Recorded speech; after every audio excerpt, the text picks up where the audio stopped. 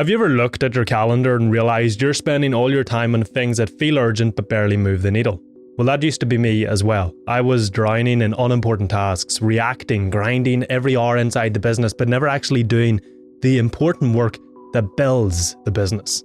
At least that was until I created a prioritization framework so powerful, it let me scale while working just 4 to 5 hours a day with absolute clarity on where to focus.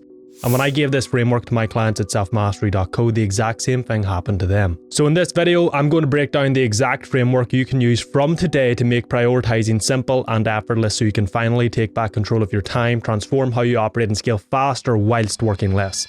Let's dive in. Now, before we start, later in the video, I'm going to give you a tool I normally keep for my high-level clients at selfmastery.co. If you want to get access to it for free so you can use it to prioritize more effectively and take back control of your time and business, click the first link in the description below to get it.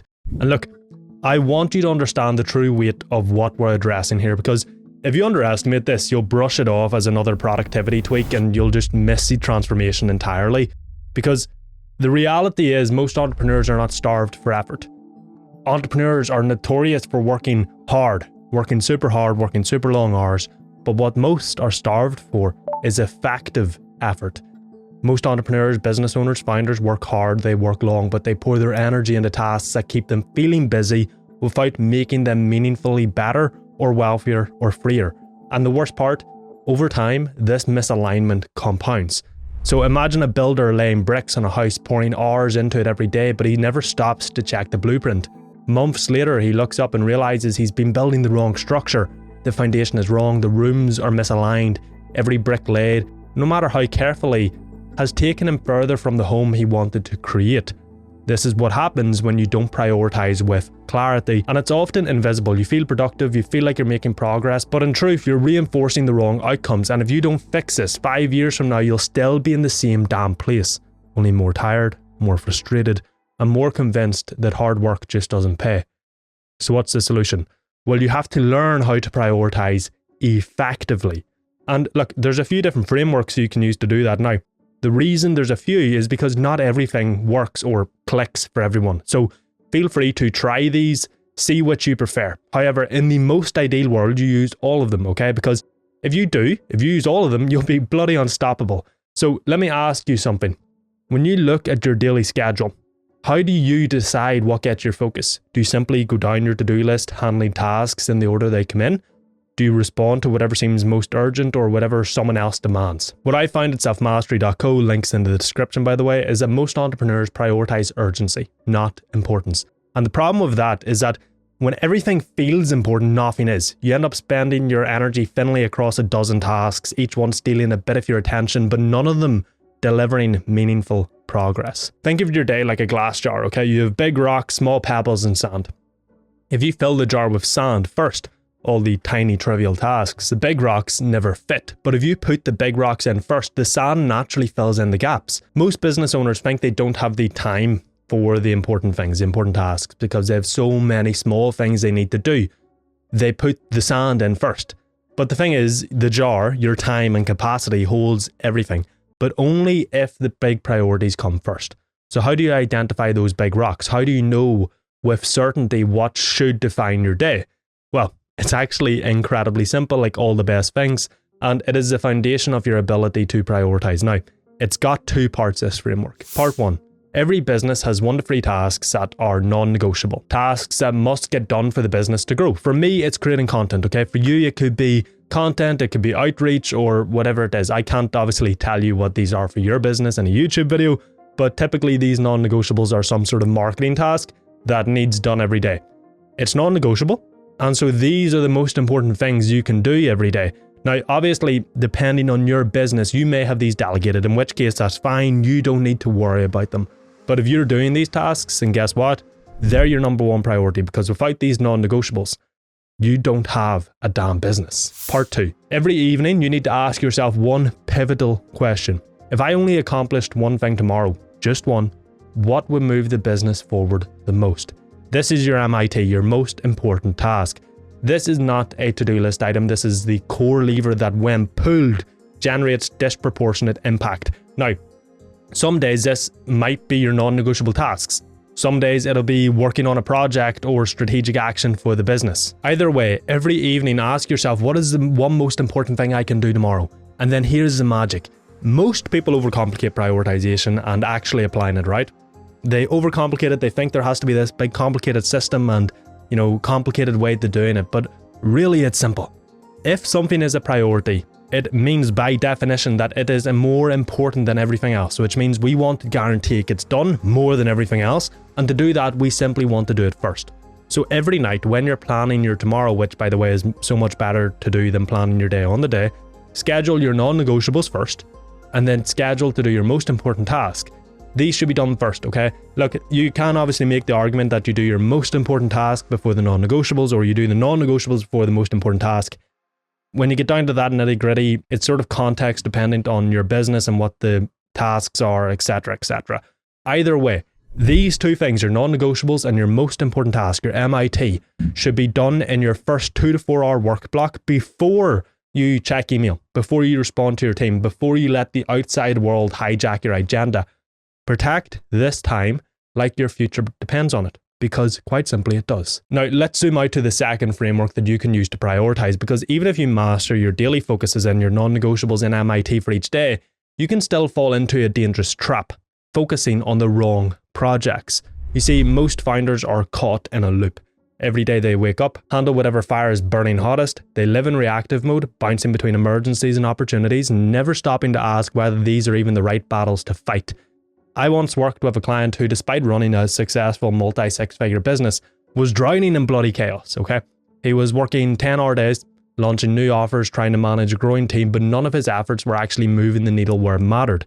When we dug deeper, we discovered he had no strategic filter. He was reacting to noise, not choosing the signals. That's when we introduced the strategic action map. This is a super simple spreadsheet you can use for prioritizing projects. Now, I actually have an entire video breaking down how to use this sheet, so rather than try and explain it in this video and cram it in, I'll just link that video at the end of this one and you can go check it out. But I'll leave the link to get the sheet below this video for you to get it for free. And in short, this sheet essentially lets you write down your strategic action. So big projects like launching new offers, building new systems, whatever it is, and then you write down the exact steps you need to follow to complete that strategic action, as well as the due date and who on your team is doing it. What you want to do then to prioritize is to go onto your strategic action sheet every evening when you're planning your day, see what the next step of your current strategic action is, and then schedule to do it after your non-negotiables and MIT.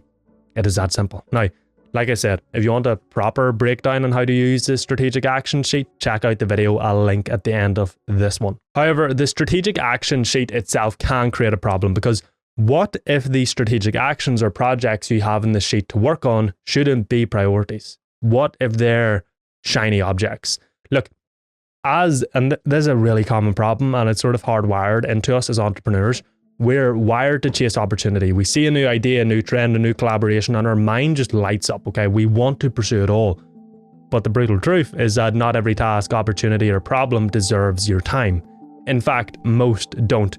You see, your time is like, I think the best way to understand it is like investment capital. You could put your money into safe, low return bonds and get a few % every year, or you could seek out asymmetric opportunities that deliver 10x results. Your calendar works the same way. Most tasks or opportunities are 1x tasks. They simply maintain what already exists. Some tasks or opportunities are 3x tasks. They improve things a small amount and they'd be cool to do, but they're not game changing. But if rare few tasks and opportunities and problems and projects are 10x, they unlock exponential gains. And here's the truth, unless a project or opportunity is 10x potential, it should be ruthlessly delegated or killed. Either it doesn't get done, or you get someone else on your team to do it. Because your greatest leverage does not come from doing more, but from focusing only on the few moves that radically shift the game. So if you want to prioritize properly and avoid shiny objects, you need to run every new idea or opportunity or project or event or task through a simple filter. Is this a 10x task? In other words, will this radically transform your business, or is it just another incremental improvement or maybe a waste of time? This way you get to filter through projects and opportunities that are shit, that waste your time, and things that are actual game changers, and in turn it keeps you disciplined, focused and immune to distraction. Now, the thing about this is too, there can be nuance to this, because maybe you have a team and you can get them or one of them to do a free X task or a project. That's fine, that's up to you. Or maybe you really want to do a free X project because you really enjoy it, okay? Again, that's fine. This is your business. You can do exactly what you want to do. But like with everything, you have to understand that if you choose to work on, say, a new project, that project is going to take up more of your time. And is it really worth the time that it will take? Well, only you can answer that. But that is why I like to use the 10x filter, because it answers it for me. I only want to do things that are 10x opportunities. Now, there's still one massive problem that you'll encounter with prioritization, and it's a reason most systems, entrepreneurs, and businesses break down. It's the inability to say no. Look, knowing what matters is one thing, but protecting what matters is a completely different thing. And without a clear set of filters, your best laid plans will crumble under the weight of external demands, like someone looking to pick your brain, okay? Internal urges like shiny objects and endless incoming requests from team members or clients. If you think of your time like a fortress, like a castle, if you leave the gates open, anyone and anything can just walk in and claim your attention. But once you install strong walls and guarded entrances and maybe a moat, you regain control. And what I've noticed with the most successful business owners that I've worked with is that they aren't just skilled at prioritizing, they're ruthless about defending those priorities. And one of the best ways to do that is to make your default answer no, okay? What I found, and I'm sure you've experienced this too, is that most people are good people, okay? Most people you meet are good people, they want to help others, they want to be nice, etc., etc. And often we think that means we have to say yes. But the problem with that is that what if you're not actually the best person to do that thing and you say yes, and therefore you're actually doing that person a disservice because you did it when you're not the best person. The best way for you to help that person would be to say, no, I think you should get this person to do it. Or maybe you end up stretching yourself so thin that everything you do is at a lower quality than it needs to be. And therefore, by not saying no to some things, you ruin everything, okay? Your default answer needs to be no. So any request that is not part of your standard daily or weekly tasks get a no unless it passes a filter, okay? So instead of automatically saying yes and justifying a no, you want to automatically say no and try to justify a yes. Now, that filter to justify the yes can look however you want it to look. Maybe you only want to say yes to a particular thing, or maybe you want to always say no to a particular thing. But an example of a good filter is this. 1, if it doesn't align with your business goals, say no. 2, if it's not a 10x opportunity, say no. 3, if it won't matter in 12 months, say no. And 4, if you don't want to do it, say no. And so you can run everything through that filter and use it to say no so you can protect your time, energy, and priorities. Look, prioritization is really simple, okay? You identify your non-negotiables. You identify your daily most important task. You align your work to strategic actions. You filter for 10x tasks, and you install the discipline to say no.